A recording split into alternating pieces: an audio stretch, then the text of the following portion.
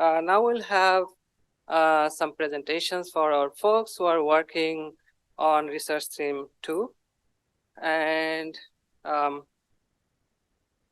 starting with James again. I'm so sorry, James, I have to call you again, but I think Dr. Puri Bangalore will replace him and give him some rest. So, Dr. Puri Bangalore.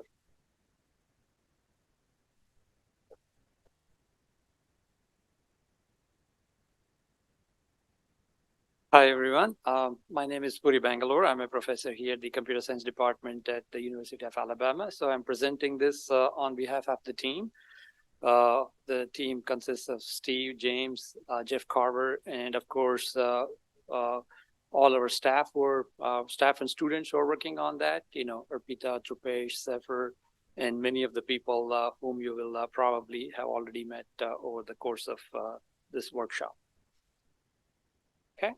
So as the title says, our project involves 3 different pieces. The first one is the infrastructure, and of course, our objective is associated with these 3 different aspects. So the first one is on the infrastructure piece, which is to build a versatile hybrid cloud infrastructure, both on-prem and in the cloud, that will allow us to develop these models, test these models, and validate these models. So again, the focus is on the next generation models.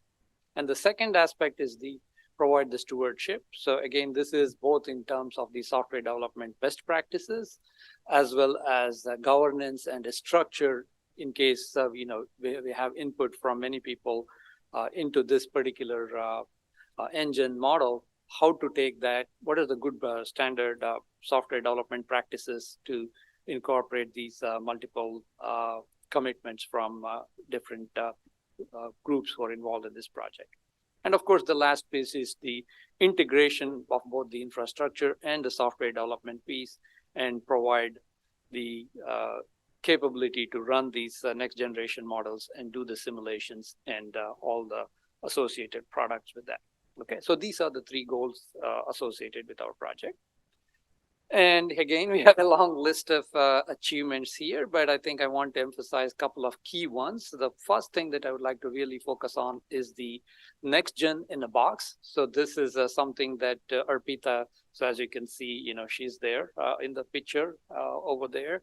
So this is the photo that was taken at the last developers and training conference in Salt Lake City. So she actually did the training along with her team, and we had a good bunch of people attend those trainings, and people were able to actually run the next gen model in a cloud infrastructure with a couple of, I wouldn't say clicks, but okay, keyboard entries. Okay, it's not mouse clicks, but keyboard entries. All right. And of course, so that is for one type of users. For another type of users who want to basically use web-based portals such as Jupyter Hub, we also have that established as part of this effort. Again, it is up and active, and that is currently running on the Google platform. Okay. And we also conducted an extensive survey of the various participants in the CIROH project. So we have the quantitative results already, because they are yes or no, true or false numbers. We are now working on the qualitative analysis to figure out what kind of training is required for many of the participants. And all the documentation associated with this project is currently available at docs.ciroh.org. This is something that is organically growing as we are progressing. And recently, we started to do this monthly office hours for AWS. Since we are running in the cloud, many people are interested in running in the cloud. So we are providing these office hours. Many people have already taken advantage of that. And, shame on you. You should have mentioned that, we provided office hours for you. If you didn't, next time we will make sure that we list all the people who came to the office hours. So that way they are forced to acknowledge that they did take advantage of the office hours. So in terms of our self-assessment, so we were able to train over 150 people at one given shot, but that's not the end. So we want this to be a continuous ongoing thing. So we would like to make these tutorials and workshops available online. So even those who couldn't attend, they could just pick it up and learn on their own. And obviously, we are providing these officers to help people run on the AWS environment. And we have done an extensive work on documentation so that people could do this on their own. We know if somebody's not there to handhold and show them. So all these things we believe has laid out the good foundation for people to be able to run the next gen model with a few keyboard clicks. Okay. Among the next steps, so clearly we are expanding and getting more people involved in this and trying to understand all the various use cases associated with that. And we are working with the CIROH modeling working group to establish the guidance and governance model for future community development. And among the I2C Jupyter Hub, we are also going to the Google BigQuery to support larger data pipelines.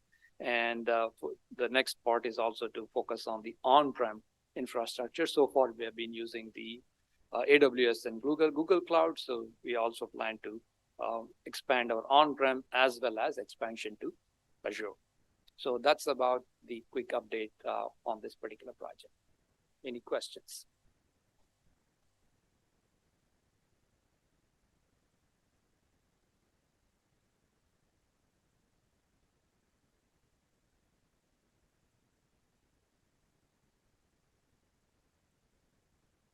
All right.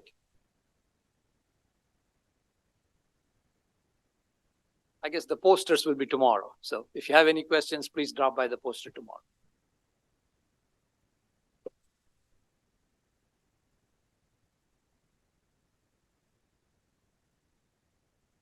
Okay, so our next speaker is Martin Clark from University of Calgary.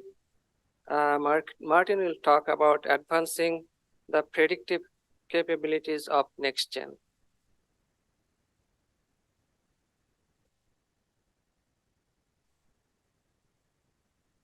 Okay, thank you.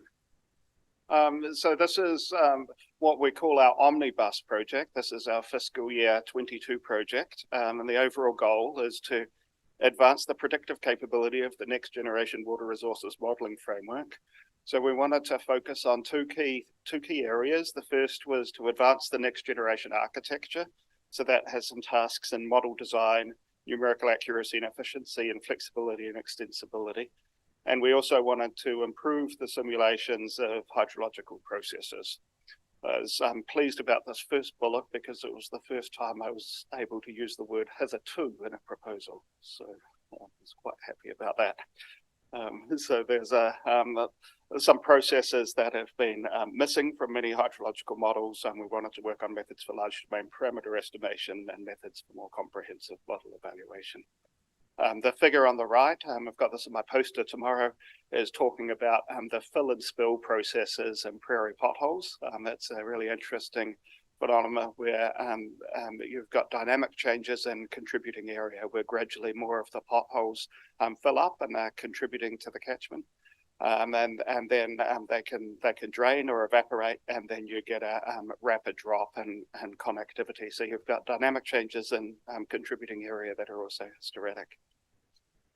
In terms of the key results, in terms of advancing the next generation architecture, one of the first things that we wanted to do was to integrate SUMA into the next gen GitHub repository. So we had two main tasks there. The first was to use the BMI interface around the SUMA model. At this stage, it was the SUMA model as a whole, and then integrate it into next gen using the forcings that were available there.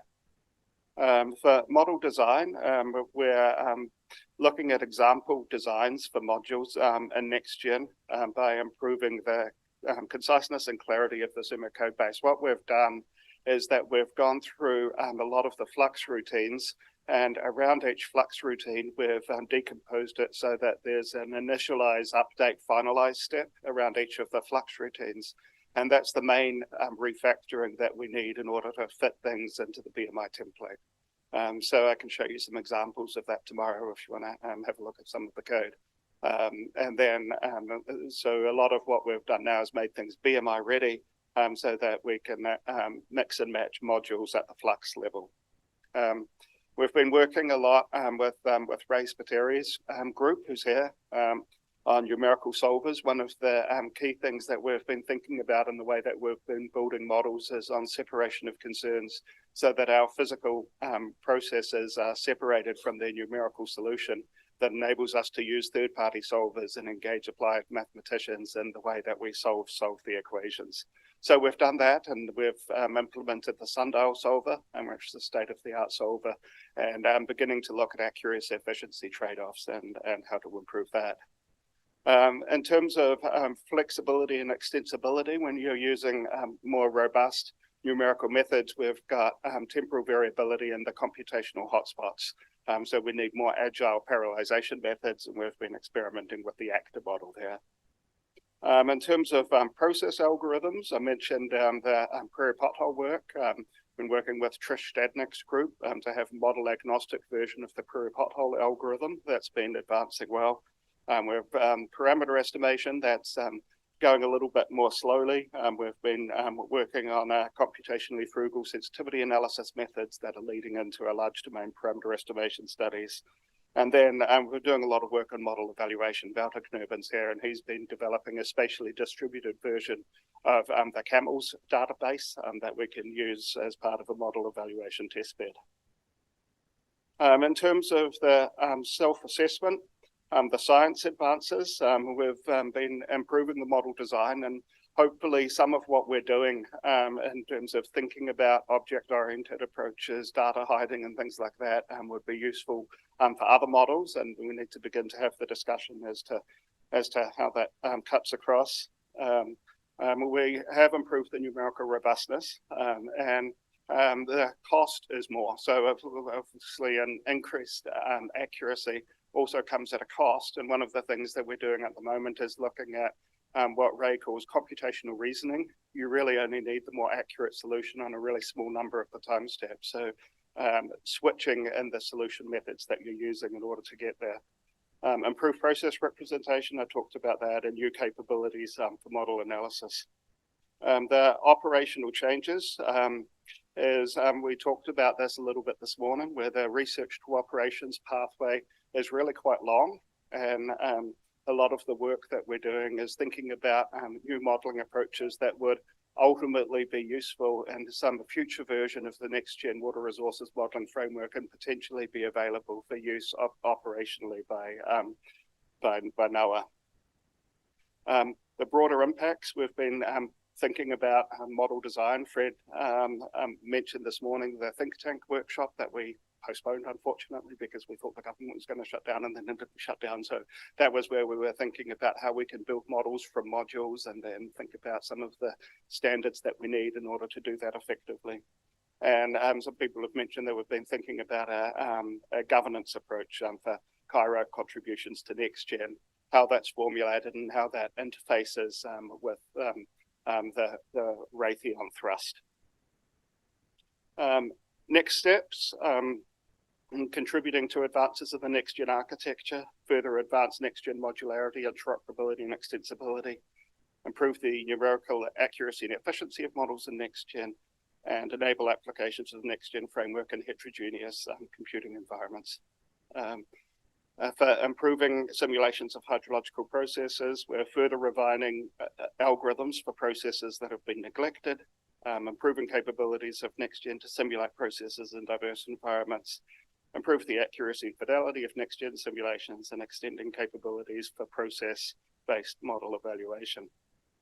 Where we're pivoting now, I think with the rapid development of the next-gen prototype, and where we've been going going side by side that, thinking about the work that needs to happen. We'd like to transition to use next-gen as the primary development environment for all personnel and all of our CIROH projects. That's going to take a little bit of a transition to get to that point, but I think that's where we need to go. And in terms of the development, contributing in all aspects, including model design, implementation, testing, and review. So I think that's my last slide. I'll leave it there. Thanks. Any questions?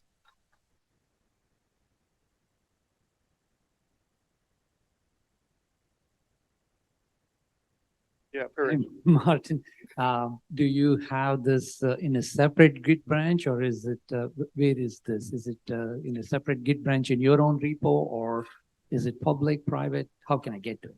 Oh, so all of the work that we've been doing in Suma and Mizuroute has been public. That's open development. Everybody can see that.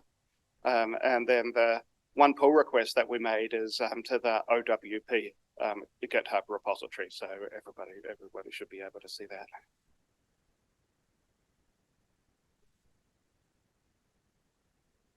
Okay, thanks.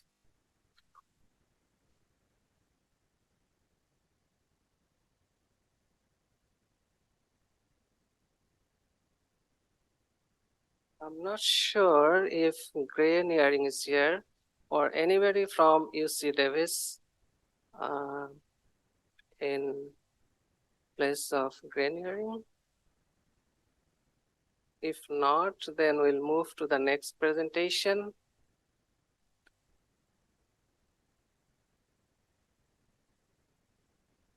So our next speaker is Shao Bao from Coastal Carolina University, and he'll be talking about advanced riverine coastal model coupling and forecast in the next gen national water model. Coupling verification for total water quantity and water quality prediction.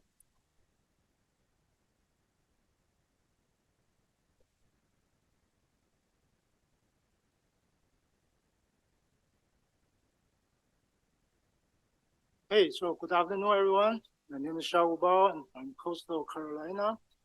So here is our team, one PhD student and one postdoc, and the language officer is sitting here, and another colleague, always. So the overall goal of this project, like the title suggested, is to advance the routing in the coastal zone by the coupling of river flows and the coastal oceans, and to predict, improve the total water quantity and quality predictions. So for the year one, we want to develop a coupler to couple the river and ocean. So the objectives create this connection of the river and the coastal ocean, and the coupler would allow operational models to be coupled in the plug and the place fashion, and we want to play the coupling to be two-way. So that means the river will affect the coastal zone, and the coastal zone will feed back into the rivers. So year one results. So the coupler has been developed, and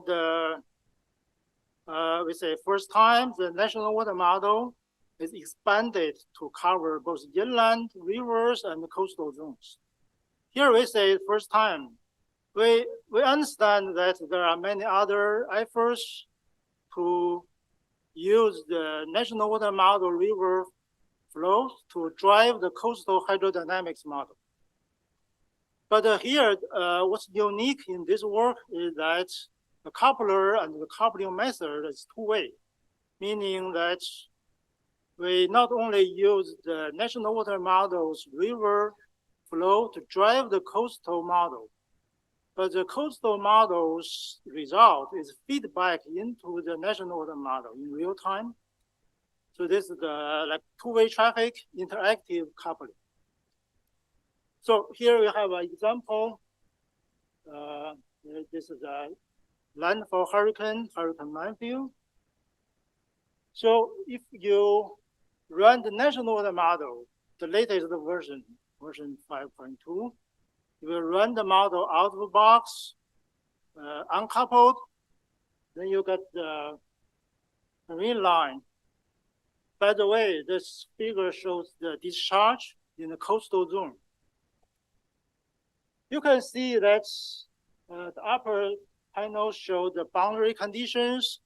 So for the coastal zone, we have 3 rivers flowing into the zone. And in the downstream boundary, we have a storm surge and the tides. If you run the uncoupled model, the national water model, you got the green discharge. You can see the storm surge and the tides impact are not there. And if you use the coupler and you run the modified version, the coupled version of this national water model, you got the blue lines. You can see the tides impact, the tidal signals are there, and also the storm surge signal. So because of the storm surge pushed the ocean water onshore, and this reduced the river flooding and even caused the negative discharge because of the backwater effect. 3 minutes. Okay. Self-assessment, we think the project meet the expectations for the first year because of the successful development and the testing of the coupler and the coupling system. We supported 2 graduate students, 1 postdoc. Okay. The next steps. So we will expand our model testing from South Carolina domain to other locations and other types of regions like urbans. And also,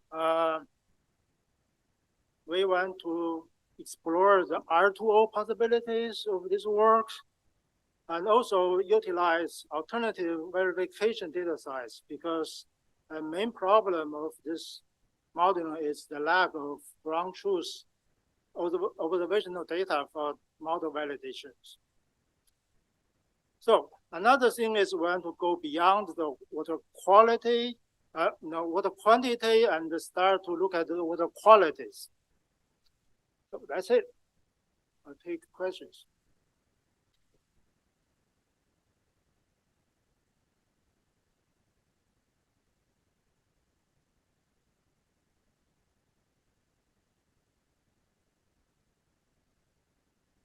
All right, I'll see you at posters tomorrow.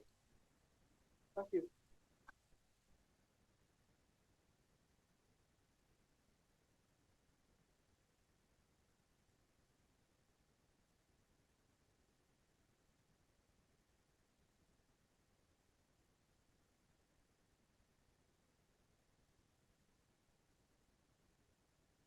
So next we have Xiaopeng Shen from Penn State, and he will be talking about improving stream flow and routing simulation by integrating machine learning and physics-based modeling. Thank you. Hi, everyone. I'm coming here standing between you and the happy hour. So happy to be here now.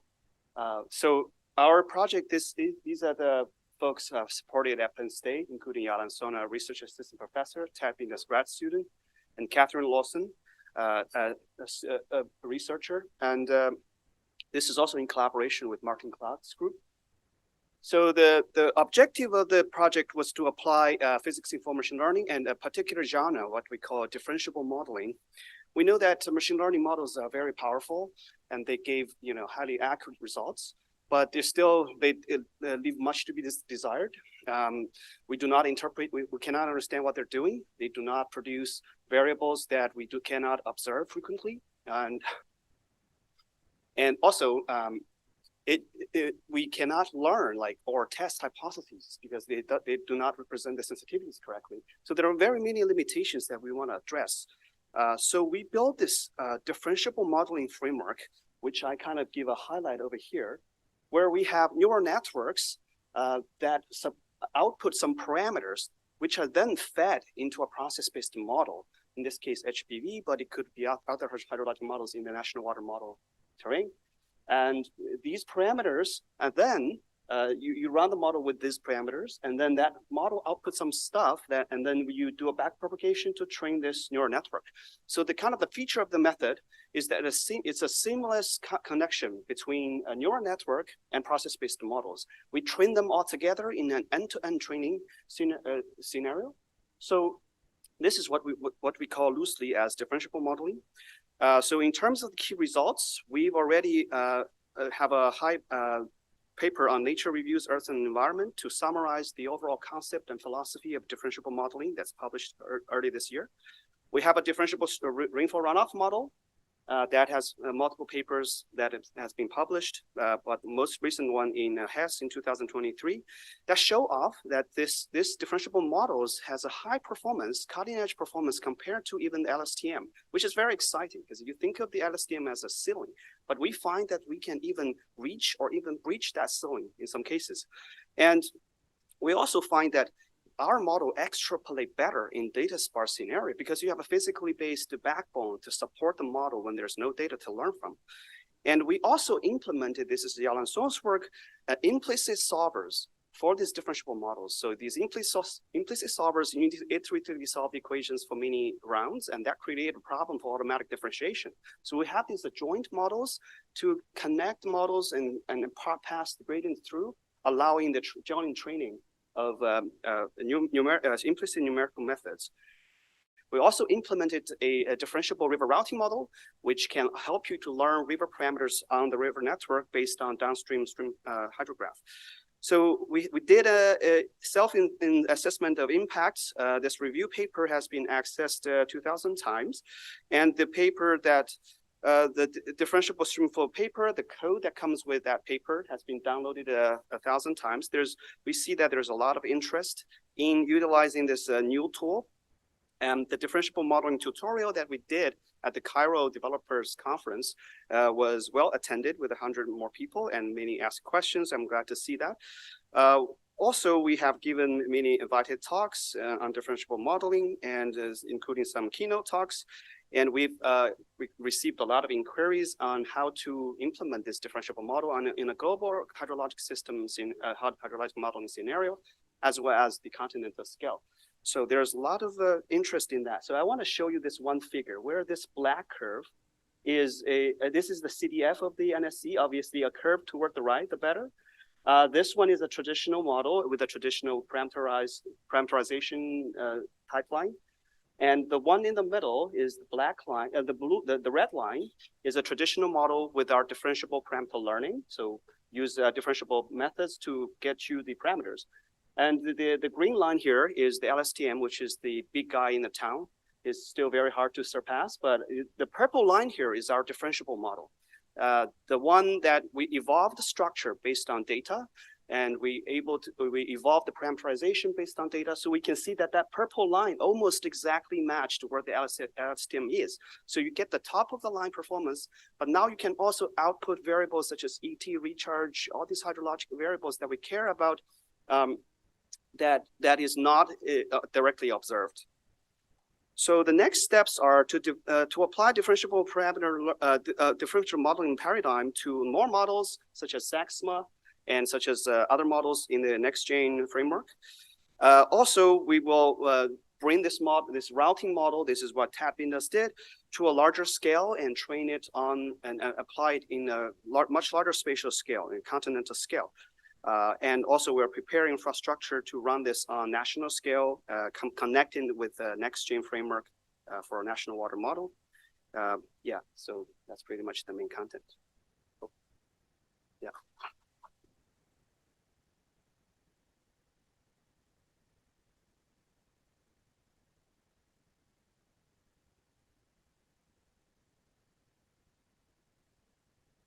Great work, very impressive. Can you explain the remaining gap between the LSTM and the new differential model? What is causing that? That's a great question. Actually, in our new implementation, where we have the implicit scheme and a joint scheme, that gap is almost vanished. Like we are almost exactly where the LSTM is, and we can even surpass it in the high flow metrics.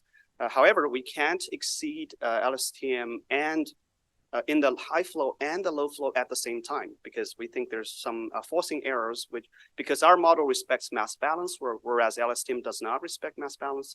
You lose a little bit performance because you don't have the flexibility to adjust. However, I think with more changes, we're able to completely surpass LSTM, which is actually kind of surprising because we now have this new belief that the data-driven models are the best. Actually, what we find out here is that having prior is not in conflict with having state-of-the-art performance. You can have both of the best worlds. But you really do need the neural network to help you with parameterization. You do need the robot to help you defeat the robot. You know. Question. Sure, let's go from, oh, okay, either way. Okay, yeah, great. So this is really impressive in terms of the magnitude and extent of this, right? But then in terms of looking at what Martin was talking about in terms of processes and in terms of understanding the nonlinear relationships, right? And how things are changing across a river network from headwaters all the way through the outlet and so on. I know you published some papers. Are there some references? I mean, do we have like some intense focused case studies so we can look at how these different processes, potholes, riverbank storage, all those kinds of things are being dealt with? So that's perfect. Actually, the differentiable modeling framework is a framework where you can learn these processes. So I showed here, which I didn't have time to explain, you could have a neural network to feed you parameters, but also you can use a neural network to replace some of the equations. So let's just say there's one equation that you did not trust, or you say there's uncertainty, you can replace it with a neural network and train it together with all the other neural networks in the system. So for example, we did replace rainfall runoff equation with one that actually has precipitation as input, and we find that to be beneficial. And that also tell us that it wants, for a lot of basins, it wants to behave in a nonlinear thresholded fashion. So as soon as we train a neural network and look at its behavior, we actually start to make sense. We should be doing model that way, right? So the differential modeling is a framework where we can tear apart the model, cut it into 8 different pieces, and then you replace certain parts of these pieces and ask a question, what should be the relationship here based on the big data that you have? And I believe the priors also matter. Like you can modify the structures of the model, and under some circumstances, the model becomes better. So that means the neural network alone can't adapt to all the information. So your priors matter. You can use that approach to identify better priors versus worse priors. And the nice thing here is the parameter uncertainty is no longer a problem because you have a neural network to figure out the optimal parameters for you. You used to be a big problem. Not sure if I answered your question. Okay, we can talk individually. Yes. Thank you. This is really nice. And I have a question about Pareto optimality. Have you observed any parameters that can possibly produce like similar model performance, and then how can you pick? Yes, it's available in our poster. So please come to our poster. We actually showed that under strong perturbations, we get similar parameter patterns. And the reason is this whole one single neural network is constrained by all the 600 basins in the United States. It can also be constrained by all 3,000 basins that you have over the entire United States. In other words, this neural network not only has to serve me, but it also has to serve my neighbors and my neighbors' neighbors. So there's an implicit constraint that's been put in, and that kind of can reduce overfitting and can reduce this equifinality, mitigate this equifinality problem. I'm not sure if we totally solved it, but it's a way to suppress a lot of that uncertainty. Because even though for some of the things you have not observed at your basin, your neighbor has seen it in his basins. So altogether, they constrain the system in a better way. Okay. There's one question here, but I'm not sure if we still have time.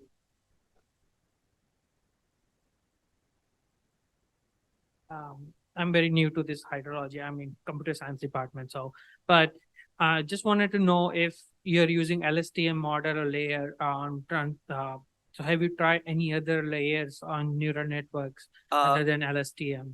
Yeah, so we drive LSTM here because we are very familiar with it, but we have actually started using transformers to actually make a direct simulation. In fact, in our hydrologic simulation, we find it very difficult to beat LSTM for some reason, which we have tried it many times, and various different people have tried it. It's just very difficult to beat it. I mean, supposedly this natural process like Markovian processes, there's just not a very large inverted order to that. So, but if you guys come up with something that beat us, please let us know.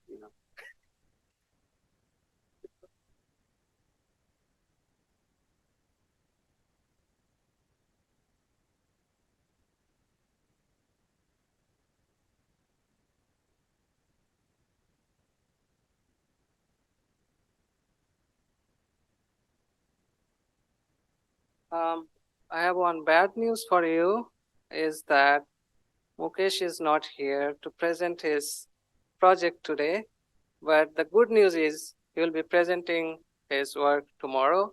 So come and join his presentation tomorrow. So we are moving to the next presentation from Josh Hacker. He's from Jupiter Intel, and he'll be talking about infrastructure to support the next gen national water model and the commercialization of derived products.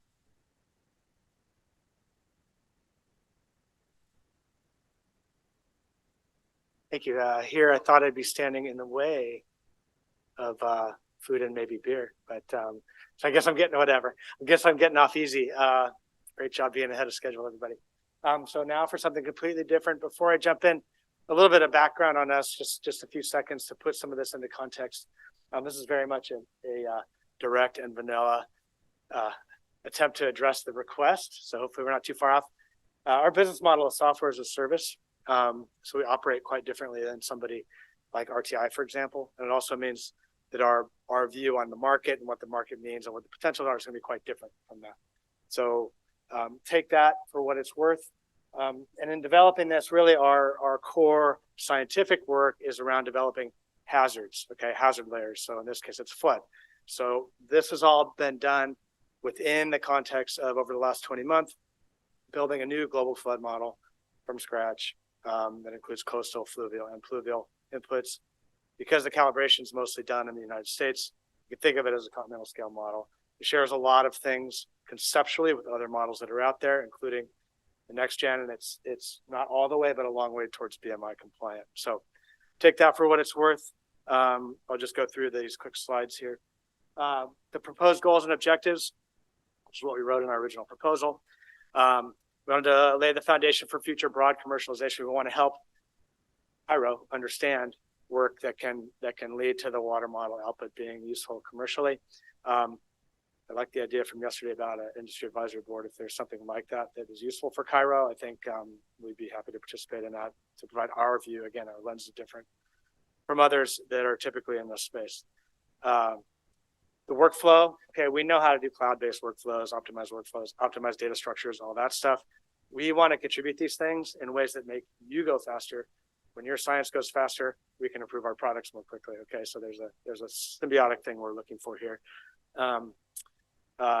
We do have needs to innovate on the scientific end, but for the most part, we're taking things from the literature and from the researchers and deploying them at scale and in smart ways. Sometimes we need to innovate around the edges. And then the other thing is addressing a commercial gap that we perceived in drought prediction. So that's where we started. Key results here, we developed a version 1 of a market analysis. I haven't gotten with you, Steve, on how to share that out. Needs some final polishing, but it's pretty much there. I do want to add a little more to it based on some things we'll talk about in a minute. We developed early prototype of components needed for cloud-based workflows. Again, the details on that are in the poster tomorrow, so hopefully you're still around after lunch or earlier if we're ahead of schedule to do that, to come take a look and talk to us about it.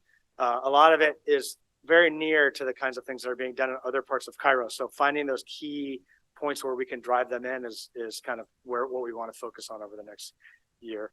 And then we really discovered a market gap for low flow products. So it's a little tweak on the drought things we were starting on, thinking about. And we made a lot of progress in that over the last few months. And I think that's another area of potential growth that we can contribute to CIROH going forward. Our need was very narrow, right? When we develop it, it's for a particular market. In this case, it's industrial cooling and transportation. It's not solving all low problems for everybody, right? But it's a good starting point. And it really came out of the fact that we had a new fluvial model that we could do this on a continental scale, right? So we use the same core engine to do flooding and low flow. Impact, I'm talking about impact to CIROH here, not what we've done. So a very narrow definition of this. It was frankly limited, right? That we're all spending up, trying to figure out how we all plug in. We're right there. And so we're really spending time now trying to figure out how we align better with other sub-projects going forward. So the unvarnished truth. Next steps, we would like to deploy and present a prototype of what we're calling the CIROH development machine. It's similar to a development machine we deploy internally to very quickly and develop cloud-based components, right, that can plug in a modular way. Complete a minimum viable low flow product, gain customer feedback that they could go back into feeding information into CIROH, right? Where are the spots in the market that science is needed to advance uptake of these kinds of things? And then continue the integration with other sub-projects, including engaging with testing support and things like that, where we can help accelerate the cloud deployments in particular. So that's where we are. Happy to take questions, talk more at the poster session for those who are available, or anytime in between for that matter. Thank you.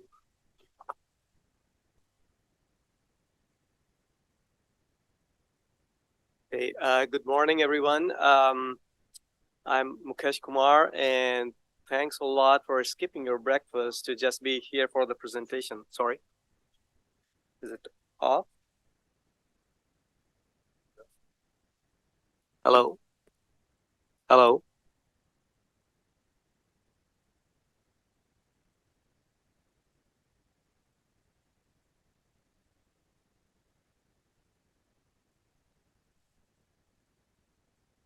Right now. Hello? Okay, it's working. So I'm Mukesh Kumar, and before I move forward, let me introduce the team. Our team consists of Dr. Moushumi Ghosh and Atish Anshuman. In the interest of the time, let me just dive right into the content. Most of us are well aware that National Water Model, or for that matter, any integrated hydrologic model, is a multi-physics code, where we are trying to predict multiple states and fluxes at every time step. Before we prioritize which modules to improve upon, it is important for us to quantify the existing errors in states and fluxes, and also the errors in the model structure. And that's exactly what the goal of this project is. So here we wanted to quantify the errors in swell moisture and recharge fluxes, given that these variables have direct influence on peak flows and low flows respectively. And then also identify what are the errors in the transfer functions or the process representations associated with translating the impact of the swell moisture on the stream flow. So in this regard, we have three specific objectives.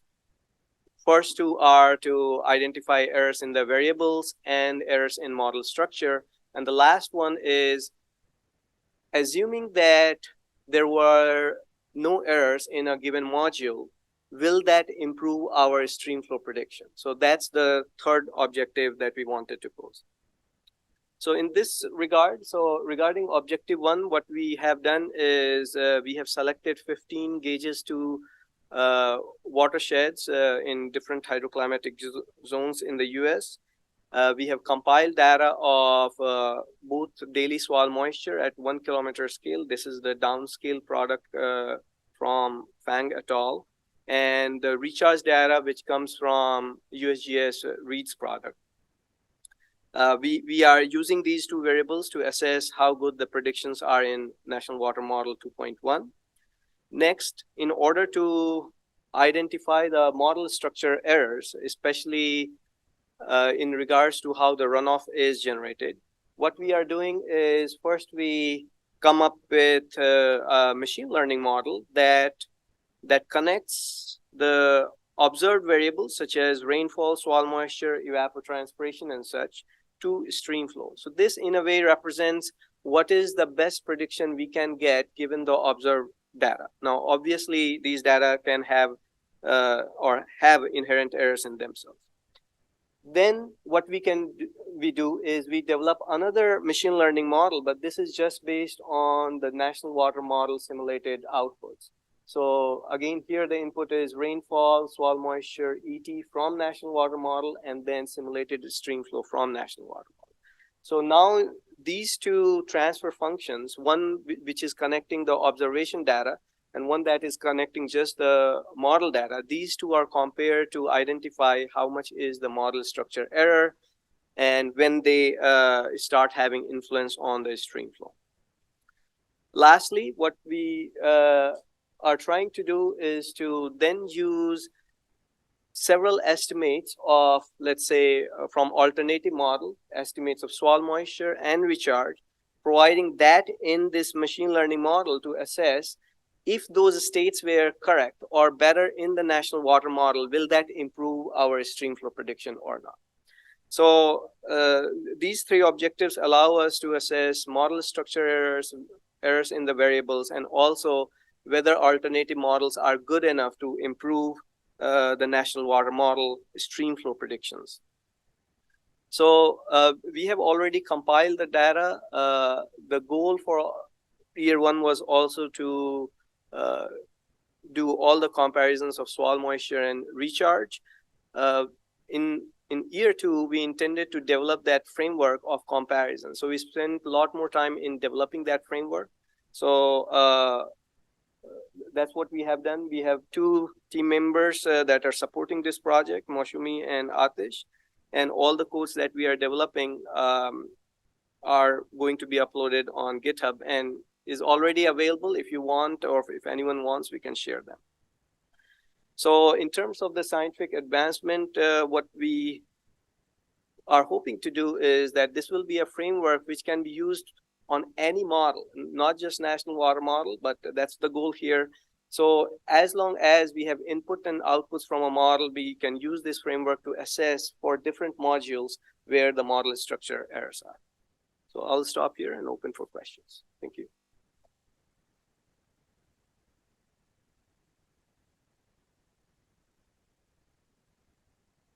Yes.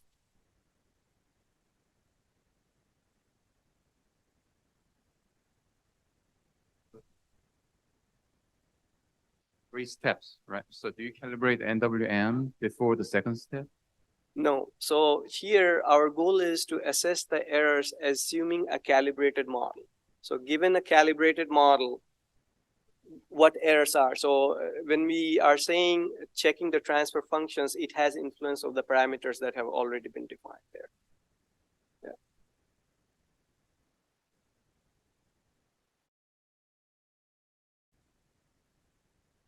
Any other question? Thank you. We will have a poster today, so please feel free to stop by. Thank you.